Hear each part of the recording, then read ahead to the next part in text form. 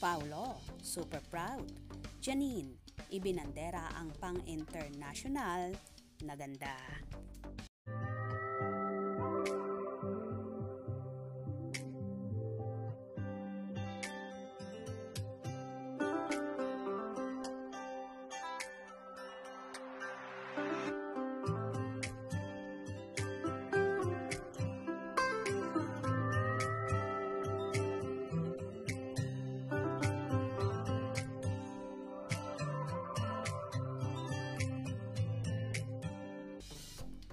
Sobrang ganda talaga ng multi-awarded at TV host actress na si Janine Gutierrez. Nagkaroon kasi ng event ang isa sa makeup artist na si Antea Bueno at ang naging guest nga at modelo ay walang iba kundi si Janine Gutierrez. Ipinakita ni Antea ang kanyang maniobra sa pagme-makeup at on stage ay lalong pinaganda ang actress na pang-international ang datingan ng kanyang beauty. Everyone, there's also one person who's going to be joining me, and please give it up for the ever beautiful Janine Gutierrez.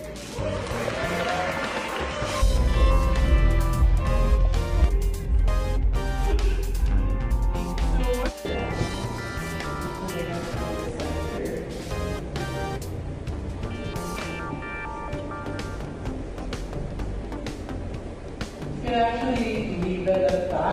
Grabe yung range for this one, no? Yung parang pang everyday look for beginners, and then you... Ganda!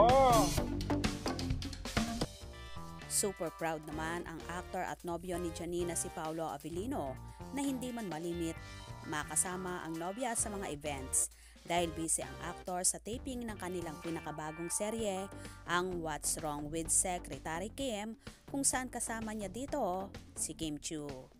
Hindi man personal na nasasamahan ni Paulo si Nini, pero suportado ito ng actor lahat ng ginagawa ng actress at lalong higit ang mga endorsement ng dalaga.